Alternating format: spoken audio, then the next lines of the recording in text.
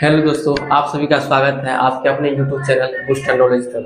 जैसे कि इससे पिछले क्लास में हमने इससे पीछे का टॉपिक बताया हुआ था, आज इससे आगे का टॉपिक बताएंगे।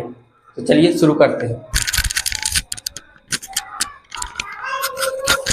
देखिए क्या कह रहा है, रासायनिक समीकरण के उपयोग से क्या लाभ है। रासायनिक समीकरण के उपयोग से क्या लाभ होता है, मतलब क्या क्यों जरूरी है या क्या फायदा होता है उसके लिए। देखिए आंसर, रासायनिक समीकरण के उपयोग से निम्नलिखित लाभ होता है। निम्नलिखित लाभ, तो पहला क्या लाभ होता है कि रासायनिक समीकरण लिखने से समय और जगह की बचत होती है। रासायनिक समीकरण लिखने से समय और जगह दो चीज की बचत होती है। और रासायनिक समीकरण के उपयोग से अभिकारकों एवं प्रतिफलों के द्रव्यमानों की गणना ठीक की जा सकती है। रासायनिक समीकरण के उपयोग से अभिकारकों एवं प्रतिफलों के द्रव्यमान की गणना ठीक की जा सकती है। और रासायनिक समीकरण के उपयोग से वैज्ञानिकों को जानकारी प्राप्त करने में कोई कठिनाई नहीं होती है।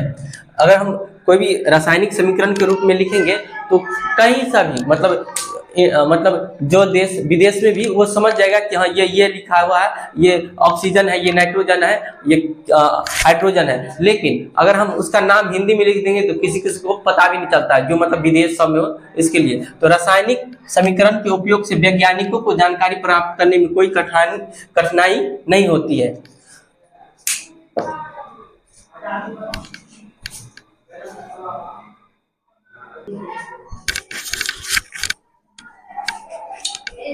इससे आगे देखते हैं कि रासायनिक समीकरण को अधिक उपयोगी बनाने के लिए कुछ महत्वपूर्ण बिंदु मतलब कोई भी रासायनिक समीकरण है तो उसको बनाने के लिए अधिक महत्वपूर्ण मतलब वो ज्यादा से ज्यादा काम करे, उसके लिए कुछ बिंदु होते हैं, मतलब निर्देश होते हैं। देखिए तो पहला निर्देश क्या है कि अभिकारकों और प्रतिफलों की भौतिक अवस्था की जानकारी के लिए, अभिकारकों एवं प्रतिफल की भौतिक अवस्था की जानकारी के लिए उनको संकेतों एवं सूत्रों के ठीक आगे कोष्ठ में ठोस के लिए S का प्रयोग करेंगे, ठोस के लिए S का प्रयोग करेंगे, द्रव के लिए L का प्रयोग करेंगे तथा गैस के लिए G का प्रयोग करेंगे और जलीय विलयन के लिए AQ अंकित करते हैं।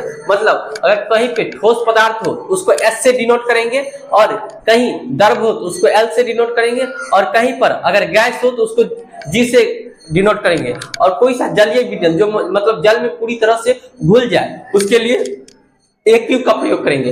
यहाँ देखिए भौतिक अवस्था, मतलब भौतिक अवस्था में जिस रूप में प्रकृति से कोई भी पदार्थ प्राप्त होता है ना, कोई सा भी पदार्थ जो प्रकृति से प्राप्त होता है डायरेक्ट, मतलब जो उसका मूल अवस्था होता है उसी को हम कहते हैं भौतिक अवस्था।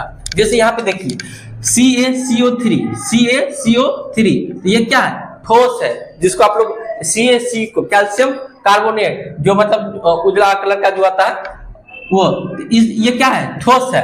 लेकिन जब इसको अभिक्रिया कराते हैं तो ये टूट जाता है। तो टूट जाता है क्या चीज में, CaO जो ठोस हुआ प्लस CO2 गैस, जिसको हम लोग कहते हैं कार्बन डाइऑक्साइड, जिसको कहते हैं क्या चीज, कार्बन डाइऑक्साइड। तो गैस के लिए G का प्रयोग कर, देखिए कार्बन डाइऑक्साइड एक गैस है, उसको G से डिनोट किए हैं और ये CaO ठोस पदार्थ है, इसको S से डिनोट किए हैं। उसी तरह देखिए जिंक क्या है, ठोस है, उसके लिए S का प्रयोग किया है प्लस यहाँ H2SO4 सल्फ्यूरिक अम्ल जिसको कहते हैं वो क्या है, जलीय विलयन है, उसके लिए AQ का प्रयोग करे हैं। जब इसको अभिक्रिया कराएंगे तो क्या बनता है, ZnSO4।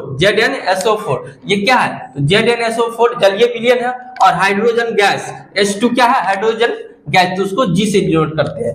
हमारा दूसरा पॉइंट क्या है कि रासायनिक अभिक्रिया के फलस्वरूप यदि ऊष्मा उत्पन्न होता है, रासायनिक अभिक्रिया के फलस्वरूप यदि ऊष्मा उत्पन्न होता है या होती है तो समीकरण के दाईं ओर प्लस ऊष्मा लिखते हैं। क्या लिखते हैं, प्लस ऊष्मा लिखते हैं।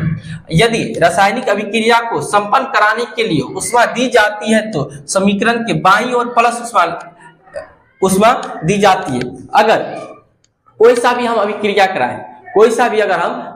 कराएं, तो अगर उसमें ऊष्मा उत्पन्न हो रहा है, मतलब कोई सा भी अभिक्रिया कराएं जिसमें ऊष्मा उत्पन्न हो रहा है तो उसको हम कहाँ लिखेंगे, तो उसको लिखेंगे हम दाईं ओर, किधर लिखेंगे, दाईं ओर प्लस उष्मा, दाईं ओर लिखेंगे प्लस उष्मा।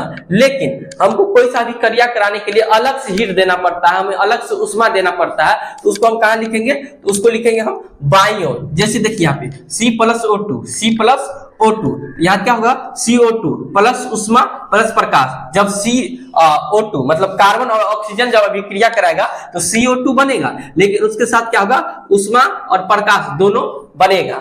और जैसे यहाँ देखिए N2 प्लस O2 प्लस उष्मा, तो क्या हो जाएगा 2N2, मतलब नाइट्रोजन और ऑक्सीजन में अभिक्रिया कराने के लिए उष्मा दिए तो क्या बन गया 2NO।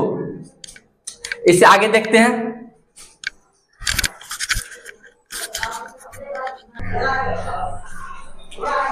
तो देखिए इससे अगला पॉइंट क्या है कि यदि अभिक्रिया के पश्चात कोई गैस निकलती है तो गैसों के सूत्र के ठीक बाद चिन्ह क्या, जिसका ऊपर एरो को ऊपर की तरफ दिया जाता है। जैसे जिंक, जिंक तो ठोस है तो उसको S से डिनोट करते हैं। उसके बाद H2SO4, ये क्या है, जलीय विलयन है, जिसको AQ से डिनोट करते हैं, AQ से, जो ये डैश। उसके बाद ZnSO4, ये भी क्या है, जलीय विलयन, प्लस N2, N2 क्या है, गैस है, क्या है, गैस। इसको देखिए ये एरो से ऊपर की ओर गैस जो निकलता है ऊपर की ओर सिंबल से डिनोट करते हैं।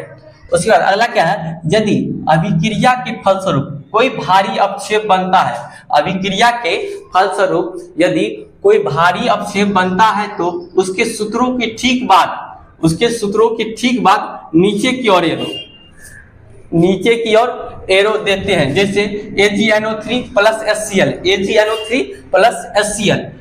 देखिए AgCl, देखिए यहाँ पे भारी अपक्षेप, ये जो है दही जैसा अपक्षेप बनाता है AgCl, तो उसको नीचे की ओर एरो से डिनोट करते हैं, प्लस HNO3।